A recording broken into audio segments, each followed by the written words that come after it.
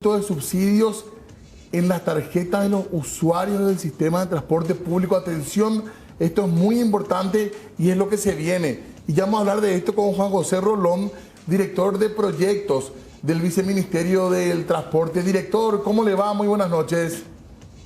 Bien, Diego, buenas noches. Fernanda, buenas noches, Jorge, buenas noches. Bueno, toda la audiencia, ¿qué les puedo ser útil?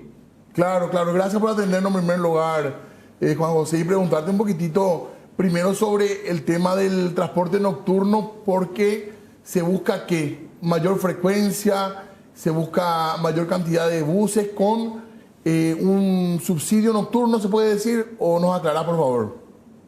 Bueno, por sobre todo se busca que la frecuencia sea, o sea, se busca previsibilidad. Esa es la realidad. Que el bus esté a la misma hora por el mismo canal, lo que ustedes hacen. Para que la audiencia siempre sepa cómo acudir usted a informarse. Entonces lo mismo estamos buscando a través de no es una nueva modalidad de pago en realidad, sino que para esta franja se utilizaría un nuevo componente. Digamos, para la otra franja, la diurna, se utilizan las validaciones como un insumo de pago. Bueno, aquí estaría el kilometraje, pero sí vale la pena aclarar que no es a las tarjetas los usuarios. Así me permiten aclarar eso. Bueno, pero hablemos primero del nocturno, por favor. ¿Qué cambios van a haber ahí? Básicamente nada. Pongámoslo así, el subsidio que cobra hoy el transportista es la cantidad de validaciones, es decir, que él hace por día, entonces se multiplica por el monto subsidiado, y bueno, y ese es el valor. Él recibe como subsidio, y pongámoslo así, por cada pasaje generado. Entonces por cada pasaje, ese monto, y ahí subsidia la operación. En este caso, en vez de que sean pasajes, son kilometrajes. Como primer piloto se pretende trabajar en la franja entre las 22 y las 00. Ahora, ¿por qué esta franja? Si analizamos la demanda diaria, que son aproximadamente 440.000 validaciones, solo el 1.8% de las validaciones se genera en esta franja nocturna. Como el sistema está soportado por la demanda, esto hace que sea poco rentable. Aparte de la operación de que, como mencioné, depende de la demanda, los mismos operadores, como para tratar de ajustar la oferta, no les queda otra que regular. Claro. Pero eso no quiere decir nada regulada, sino que sacan un bus, por ejemplo, cuando está volviendo retorno, bueno, el otro espera un periodo X que, cumpliendo con la frecuencia exigida, ellos van cubriendo ese itinerario, ¿no? Cuando se habla de kilometraje, básicamente es el viceministerio quien le dice, sacame un bus a tal hora, en tal recorrido, y por esto te pago. Entonces, nuestra función ya sería verificar que ese bus esté ahí a través de la validación. Cuando una persona suba al bus y valida, nosotros tenemos la ubicación geográfica de esa validación y además de la unidad que hizo esa validación, a través del IESAM sería. Ingeniero, ¿podemos decir entonces que cuanto más viajes y cuanto más kilómetros recorran los choferes, por así decirlo, las unidades, van a recibir y van a cobrar más subsidio? En realidad, no. ¿No? Te explico por qué. Nosotros le vamos a estar diciendo, saca un bus a tal hora por tal recorrido. Y solo por eso le vamos a pagar. Y ellos sacan más, bueno, ya va a ser una bondad de la empresa, por decirlo así. Pero solo por ese... En ese programa, en esa operación, ahí es donde el viceministerio entraría con el subsidio a esa operativa. ¿Y cómo hacen el cálculo en el caso del kilometraje? ¿Cómo van a definir cuánto le van a pagar? ¿Cuál va a ser el cálculo en ese sentido? Desde que se implementó el sistema de billetaje, todos los datos operativos se encuentran a disposición del viceministerio y también de la ciudadanía. Cada validación que se hace genera una coordenada, latitud, longitud, hora, fecha. Además de el validador de eso, y así se individualiza la unidad que registró esa validación. Entonces no solo nos permite verificar que esa unidad haya hecho, sino que también que se encuentre dentro de su recorrido. Ahora, el recorrido también se puede verificar a través del GPS del mismo validador. Hay miles de maneras. ¿Verdad? Antes, un adelanto sistema de billetaje electrónico que ahora nos permite lanzar 1 millón de soluciones, 1 millón de herramientas. Ahora, ¿cómo se compone ese pago? Eso se puede ver en el mismo decreto. Con la intención de blanquear, en el capítulo validaciones por kilometraje se ve la ecuación con la que se va a pagar. Básicamente contempla costo, horario, cantidad de buses, costo de chofer, etcétera, etcétera, como para demostrar que es el costo operativo. Ingeniero, también aprovechando este momento y hablando de transporte nocturno, estaba fijándome justamente en la página oficial del Ministerio de Obras Públicas y Comunicaciones sobre el transporte nocturno específicamente.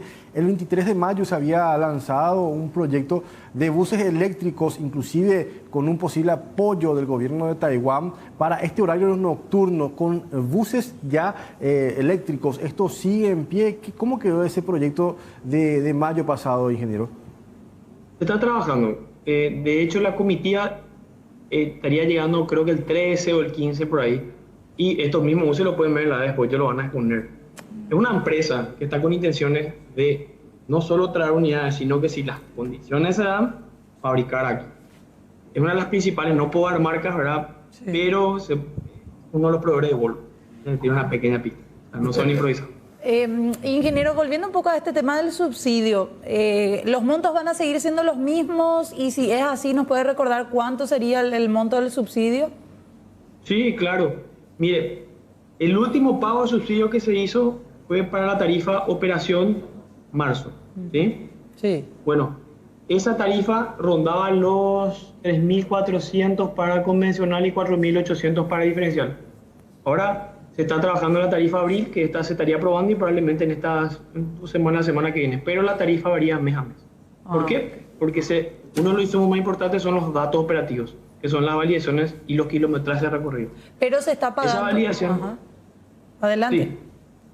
No, esas validaciones ahora están tendiendo a 12 millones mes, 7.5 kilómetros mes recorrido, y ahora están llegando a una situación valle, se están manteniendo. Pero iba variando desde septiembre con 9 millones hasta el pico que llegamos ahora de 12 millones.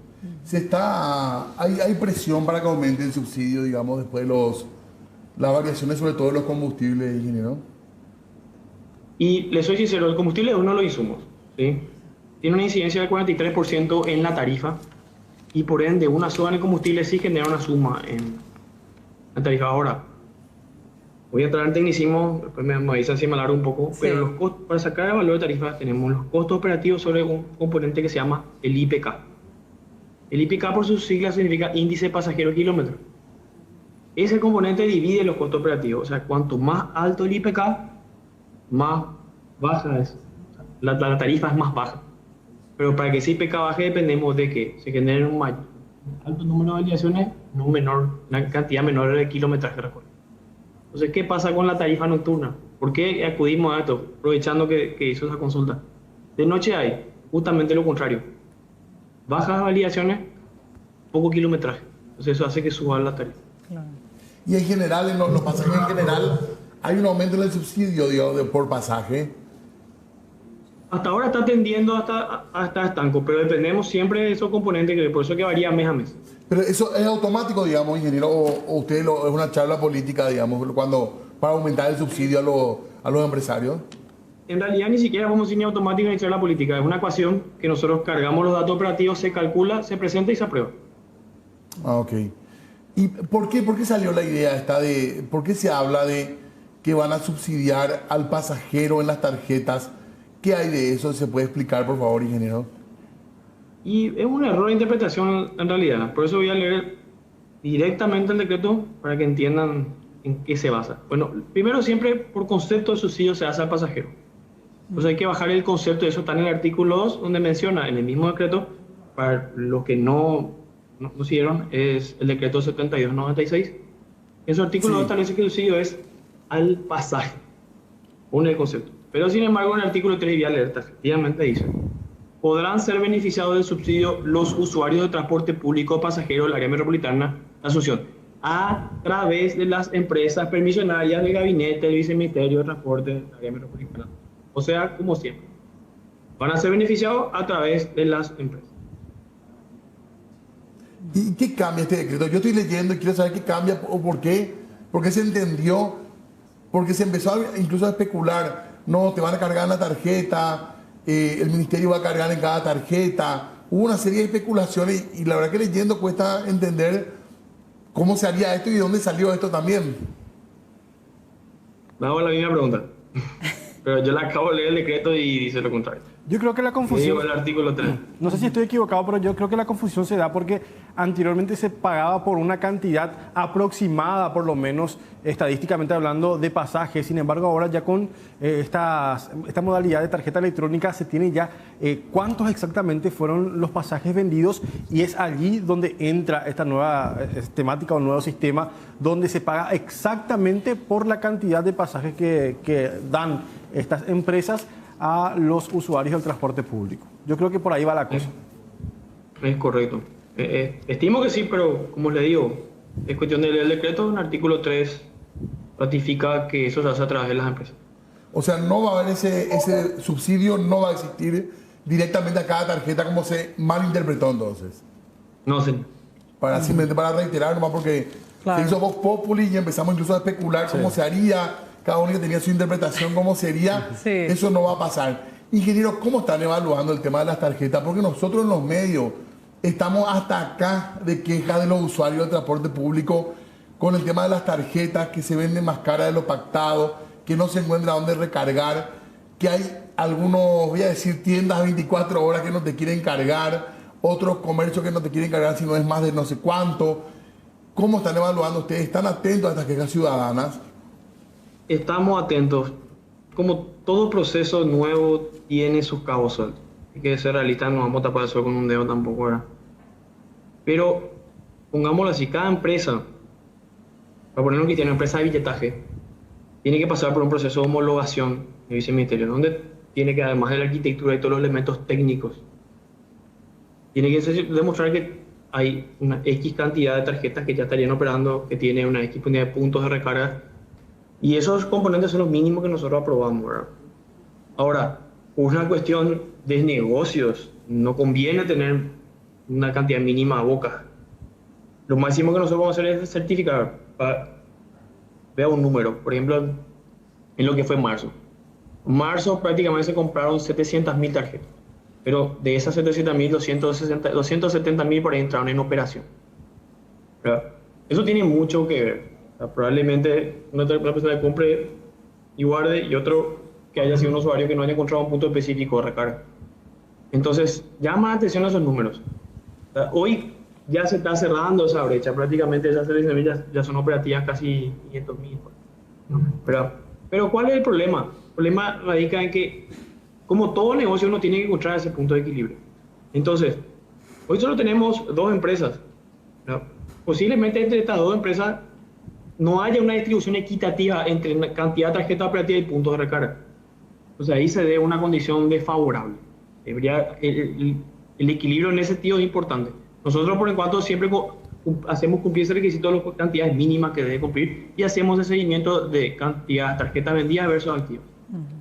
Director, ingeniero, con relación también a los proyectos, la semana pasada estábamos hablando de este nuevo sueño que tenemos los paraguayos, especialmente los que utilizamos transporte público, de un posible teleférico aquí en la ciudad de Asunción. ¿Esto es verídico o nada más fue un invento por una reunión? ¿O qué fue lo que pasó específicamente con relación a este nuevo medio de transporte que podríamos tener, me imagino que en unos años más, si es que se da, ¿verdad? Muy buena pregunta, la verdad. Y sí, es factible. O sea, a nivel prefactibilidad como para demostrar de que existe una rentabilidad, porque vamos a realizar los medios de transporte. La mayoría de los medios de transporte son subsidiados, por ende no son rentables. Entonces lo que se busca es que sea un medio de que pueda acoplarse, que el Estado lo pueda mantener a través de un subsidio, y está en ese proceso de prefactibilidad. Esto es uno de los tantos modalidades que se está analizando seguida de la previa, además de posibles mejoras en la operación del sistema de transporte público que van desde carriles exclusivos hasta paradas con carriles de ultrapaso, y sobre todo ya una licitación que se está impulsando del Viceministerio de Transporte que permitirá informar a los usuarios a través de pantallas, aplicativos y demás, y bueno, y con eso el usuario podría gestionar su viaje y así optimizar su tiempo, ¿verdad? ¿Esto es una iniciativa privada acercada al ministerio? Sí, es correcto. Una iniciativa privada acercada al ministerio. ¿Y de qué depende que esto avance un poco más, ingeniero? Básicamente el estudio de factibilidad final y luego cómo se va concordando estos procesos entre empresa y Estado, ¿verdad? Está de la obtención del código SNIP, inversiones, hay todavía un camino que recorrer. Y un último proyecto también que quedó allí pendiente ya hace muchos años, el tren de cercanía. ¿Esto ya finalmente se descartó? ¿O qué pasó con aquel proyecto también No, que...? se está trabajando, también se está trabajando en tren de cercanía. Lo que pasa es que cumplen funciones diferentes, eso hay Sí. que entender, ¿verdad? Claro. Un tren de cercanía pretende, en los términos que se construye el concepto, de la larga distancia llegar hasta puntos de acopio, por decirlo así, que son terminales, paradas, y de ahí hacer la intermodalidad, o sea, pasar a otro modo. Y con esto hacer los diferentes alimentadores que pueden ser buses, bueno, hasta propios terminales de vehículos, ¿verdad? Son los que ya estarían trabajando para tanto alimentar como para distribuir. Y Ahora, sí. ¿Y el tren de cercanías, cuándo puede llegar a ser una realidad, ingeniero? Y como todo proyecto, está en un proceso de evaluación nuevamente. Ahora, los plazos que habían estipulado van, creo que empezando a tener 5 años 2027. como para hacer ese tramo de Asunción hasta Ipacaraí. ¿verdad? Sí, Pero después hay otros proyectos que ya van ligados a las estaciones para que se estarían complementando. Porque en un momento, en el principio se hablaba de que se iba a utilizar justamente los antiguos rieles de la antigua, o sea, del antiguo ferrocarril que teníamos aquí en Asunción. Sin embargo, vemos que cada vez está más ocupado ese espacio que anteriormente era utilizado por los trenes. Sí, la franja de dominio está comprometida en algunos sectores, ¿verdad? Pero creo que se estaría trabajando en un sector donde la franja de dominio está relativamente liberada, pero respecto a todo lo que son los durmientes y demás, sí se estaría sustituyendo. Son otro tipo de... no vayan a echar la cancha de Libertad, ingeniero. ¿Eh? No.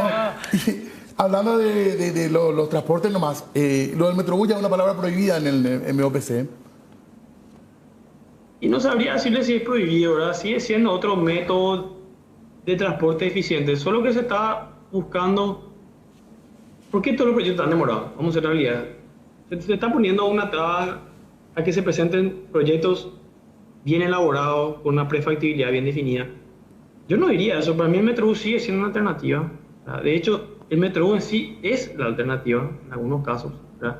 El problema es que se tiene que llegar a ese punto de primero analizar, ver si el Estado lo puede costear y hacer todos estos procesos. En el caso del Metrobús, no le culpen al Metrobús. ¿Verdad? Creo que fueron otras cosas, pero la idea de un proyecto Metrobús creo que puede ser una realidad. ¿Cómo? No, bueno, no estoy en condiciones de decir. ¿Cómo o dónde? Perdón. Bueno, hay más preguntas, pero lo dejamos para otro momento. ¿Te parece, ingeniero? Las órdenes, por favor. Muchas gracias, un abrazo. Muy amable. Otro, que tenga buena noche.